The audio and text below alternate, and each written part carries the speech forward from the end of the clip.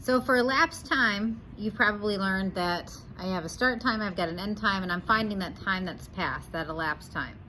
So you can see this in 3 different situations where they give you a starting time, an ending time, and you're finding how much time has passed. Or sometimes they're gonna give you starting time, how much time has passed, like 2 hours, we'll just say. And then you're trying to find the ending time. All right, or they're gonna give you the ending time and the starting time. And we'll say this was like 3:10 p.m.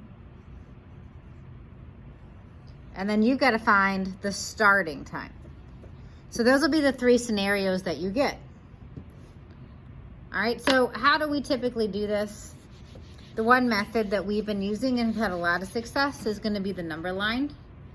And I'm pretty sure you learned this in 3rd grade. But you're gonna see me draw a not straight line. And let's just say I start school at 8:10 a.m. and I end school at we'll say 3 o'clock, that's fine. Sounds good. Actually, that's not accurate. We'll say 2:45, let's make it for real. All right.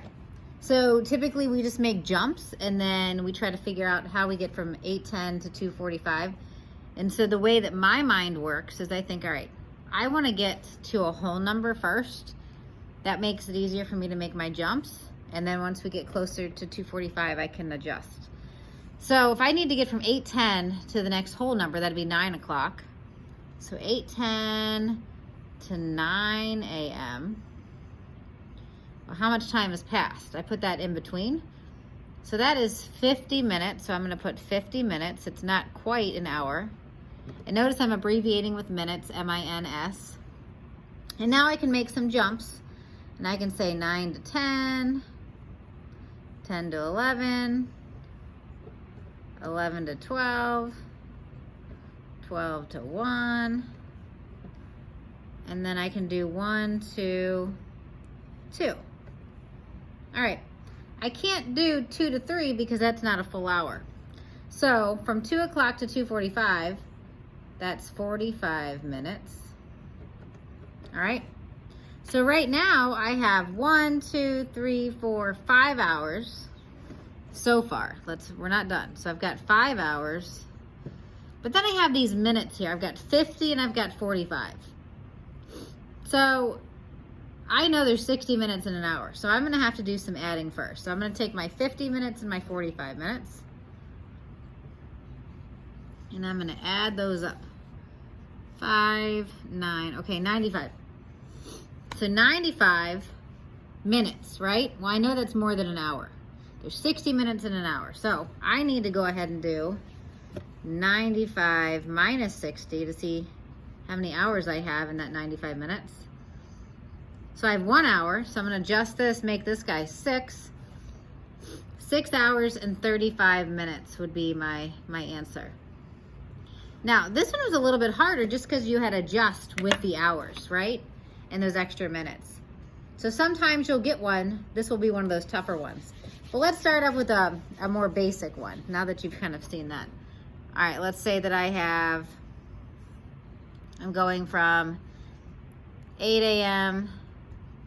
to 12:30 p.m. There we go. All right, how much time has passed? All right, so I can make my jumps. That's the nice thing about this 8 o'clock. And I can do it by 1 hour increments. Some students, once they start feeling comfortable, they're like, well, I can do 8 to 12, and I know that's 4 hours, right? But for me and us starting off, we're just gonna do this. And just keep in mind, you need to label each spot. So my little jump here is 8 to 9.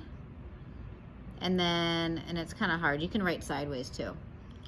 10, so it's 1 hour, to 11 a.m., to 12, now p.m., and then 12 to 12:30, that's not an hour, but it's 30 minutes. All right, so I count up my jumps. 1 hour, 2 hours, 3 hours, 4 hours, 4 hours and 30 minutes. So that was an easier one, right? Because I was ending with a 30. I didn't have to worry about adding up minutes and subtracting hours, you know. All right, so that's the basic. I have a starting time, I've got an ending time. Let's find the elapsed time.